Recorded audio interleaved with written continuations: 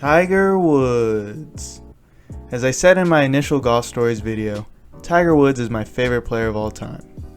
Now, I recognize that he's a very polarizing figure to some, and to this point in my videos I've been trying to shed light on other players and other golf situations, as well as keep my commentary objective. But in this video, I'm going to geek out a bit and celebrate some of Tiger's wonderful accomplishments. Of course, many have talked ad nauseum about Tiger's life and chase for majors, but I think one of his greatest records that he's about to break is the record for most PGA Tour wins. And you don't break a record like that without winning a lot of non-majors. Hello y'all, it's your knock Peter Mata, and without further ado, I'm going to go over the top 5 greatest non-major wins by Tiger Woods. Number 5, the 1996 Las Vegas Invitational.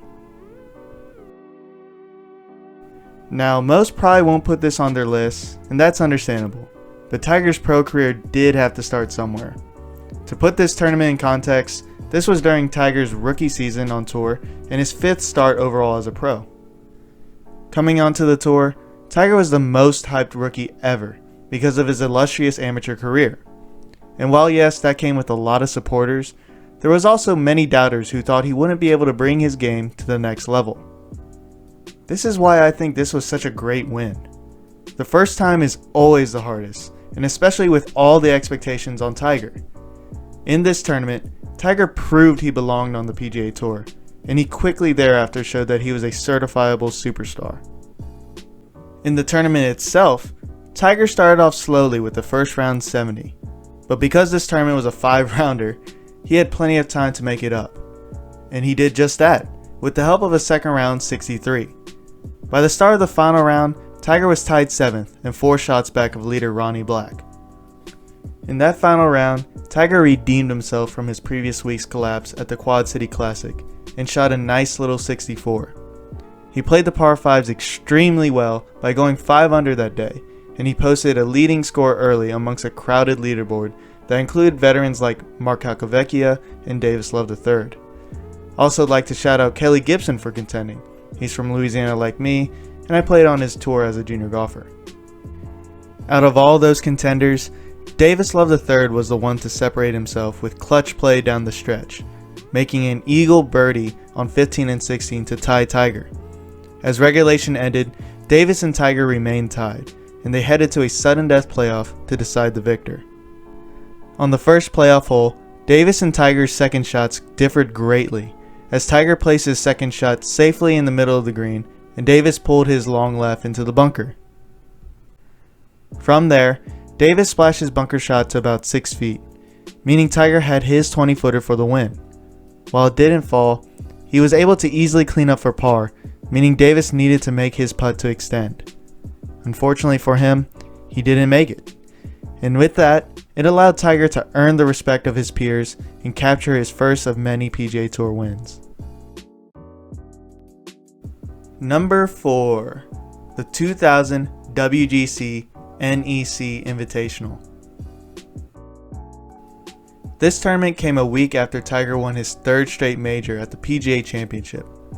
Typically, many players, even if they just win one big tournament, sort of get satisfied and complacent the weeks after they win. Well, Tiger over his career, and specifically in this tournament, proved that's not the case for him. As defending champ, Tiger quickly exerted himself with 3 great opening rounds of 64, 61, 67. During those rounds, Tiger was doing absolute silly things with the golf ball. Hitting shots off tree roots, nuking 2 irons on the girthy par 5 16th, chopping out with 180-yard pitching wedges, and not to mention making bombs all over the greens. By the start of the final round, he was up by 9 shots, and he proceeded to extend his lead and do more silly things. On that Sunday, the only thing that truly threatened Tiger was the weather. With thunderstorms in the area, they were forced to wait it out in a rain delay. Once they got out of the delay, Philip Price and House Hutton did trim the lead a little bit, but Tiger remained steady and outlasted their threats. As the round was finishing up, the only thing that could possibly stop Tiger that day was the darkness. With Tiger and Hal agreeing to finish up, the two hurried in as the sunlight faded, and Tiger provided one more silly shot to cap off the tournament. Birding that last hole gave him a final round 67 and an 11-shot win that perfectly topped off a dominant performance that only a prime Tiger could produce. Number 3. The 2000 Mercedes Championship. In this first tournament of the century, Tiger was in the midst of ushering a new era with his new refined golf swing. At the back end of 1999, Tiger had won 7 out of 10 events, and coming into this event, he carried a 4-tournament win streak. Contending against Tiger was the other top 2 golfers at the time, Davey Duvall and Ernie Els. For reference to that point, Tiger had 2 majors and 15 wins, Ernie had 2 majors and 7 wins, and David had a Players' Championship and 11 wins. So along with a few other rising players, it was a time in golf where there was an open opportunity for one of these players to truly take the mantle as the best. And this tournament gave us a great foreshadowing of who would be the one to separate themselves during the 2000 season. Heading into that final round, Ernie and Tiger were tied, and David was 4 back of them. That round also marked the 3rd consecutive round in which Ernie and Tiger were paired together. Once they started playing, the two of them did not disappoint as they began to duel it out. Ahead of them, David played just as good. Unfortunately, he simply had too much ground to make up. He eventually did solidify 3rd place and cleared the stage for a thrilling finish. Coming to 14, Ernie had a great chance to take a 1-shot lead, but he could not convert. Then on 15, Tiger made a great putt for birdie to take the 1-shot lead for himself before giving it back on 17. Now tied heading to 18, both hit fantastic shots onto the green, each giving themselves great looks for eagle. Tiger was up first and knew he most likely needed to give it a run in order to put pressure on Ernie. And as Tiger does, he poured it right in. Not to be outdone though, Ernie buckled up and nailed his 10-footer to bring the two into a sudden death playoff. On the first playoff hole, again on the 18th hole of Kapalua, Ernie gave himself a great look for eagle in the win as Tiger left his eagle chip 8 feet below the hole. While Ernie gave it a good run, he couldn't convert. Tiger, having to make his putt to extend the playoff, did just that and drained it. On the second playoff hole, this time on the first hole of Kapalua, both of them struggled to get the ball close because of the strong helping wind. With both having lengthy putts, it seemed we were headed for another playoff hole. That's until Tiger produced some of his patented magic by nailing a bomb on Ernie. Ernie did give his putt to extend a great run, but to no avail. And with that, Tiger had now earned his 5th straight win, and he promptly showed that he was the one who would take the mantle as the best during the 2000 season.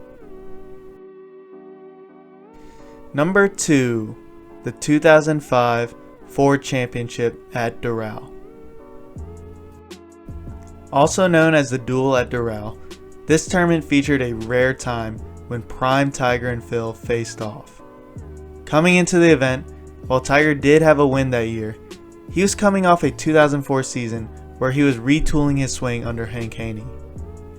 Because he was retooling, he only had 1 win in 2004 and had lost his number 1 world ranking. Even to that point, he had yet to recapture it. So there was a little uncertainty about Tiger's new Haney swing and whether it could bring the same results as his Butch Harmon swing could. On the other side, Phil Mickelson was coming off his best year in 2004 with his first major, and in early 2005, he had already picked up 2 wins of his own. So come tournament time, Phil was on fire, and he built off this hot play and held at least a share of the lead after each of the first 3 rounds. Not far off was Tiger, shooting a 3rd round 63 to put him 2 shots behind Phil and in a final round pairing with him. The two stayed separated from the field and battled each other in a legendary showdown.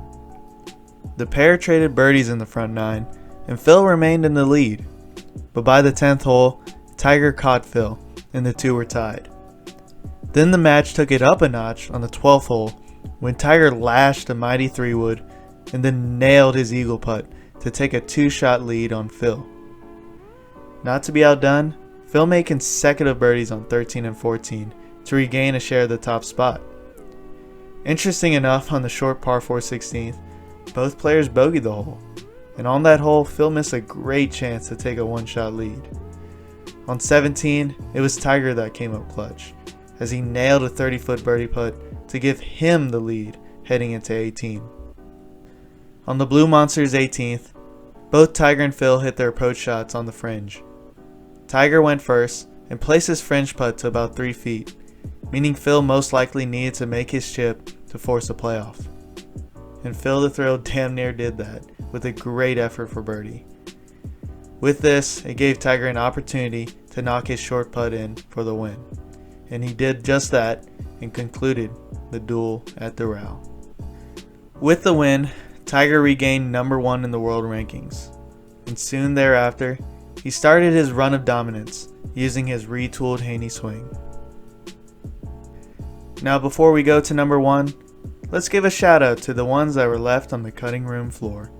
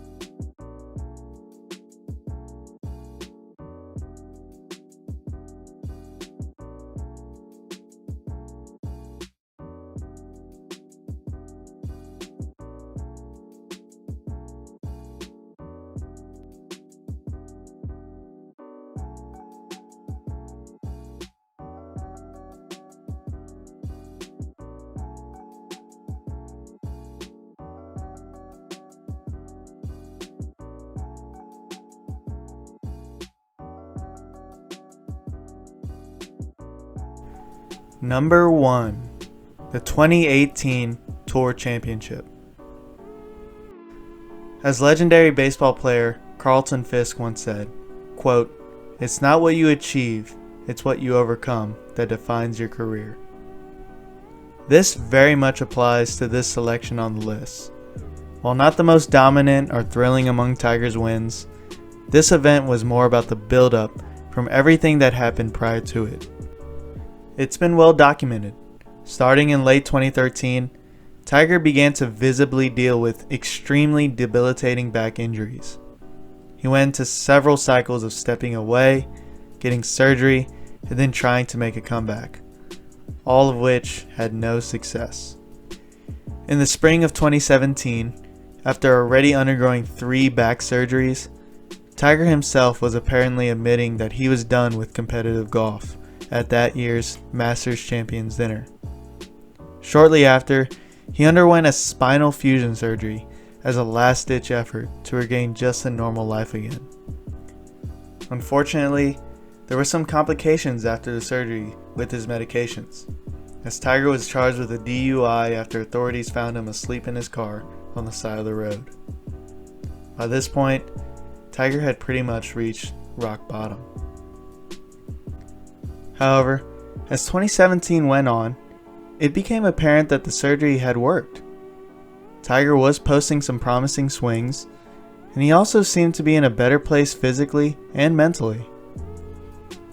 In late 2017, Tiger announced he was coming back to competitive golf. Of course, while there was excitement, there was also uncertainty, because we had all heard this before, with his prior surgeries and comeback tries. But once Tiger teed it up in his Hero World Challenge, there was something different about this version of him. He played free physically and appeared to be very appreciative just to be playing again. He didn't win that event, but he showed plenty of good signs that he truly was back. And this was the theme for him during that season. He had some great high finishes and really played solidly throughout the whole year. But come the Tour Championship, he hadn't quite capped it off with a win. So again, there was still real doubt whether he could actually finish one off and win.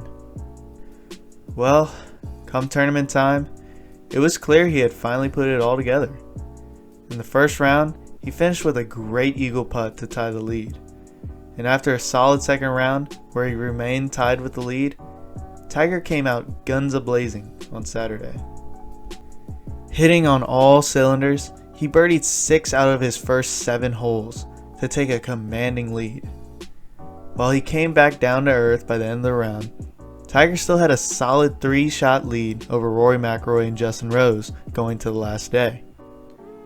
In that final round, Tiger remained steady with his game and the lead. His sights were also now set on possibly sneaking up and taking the FedEx Cup along with the Tour Championship, as it seemed like all the scenarios were swinging in his favor. It did tighten up a bit down the stretch, but Tiger was able to handle business with a solid par on 17, which gave him a 2-shot lead heading into the last. On 18, with Tiger hitting his second shot to greenside, it allowed him and all of us to enjoy a winning walk that we truly never thought we'd be able to see again. With his tap-in par, a teary-eyed Tiger claimed his first win in over 5 years. While he just missed the chance to win the whole thing because of Justin Rose birdie on the last, it didn't matter all too much. Tiger was officially back. And as we saw a few months later, this win gave him the confidence to overcome even bigger obstacles. Hope y'all enjoyed this list, and let me know what y'all think. It was definitely tough to narrow it all down, and it's really just incredible that Tiger has this many wins already, considering he's battled all of these outside issues and he's still under 50 years old. Something I'll always say is that you can never count him out, even during his downtimes. It's why so many love Tiger. He plays to win every event, and it's that competitive nature that he has to never quit, no matter the obstacle. I think the saying that sums it up perfectly is, you might not be able to bet on him all the time, but you can never bet against him. Anyways, thanks again for watching, y'all. Please like, subscribe, and comment below. Your words mean something to me.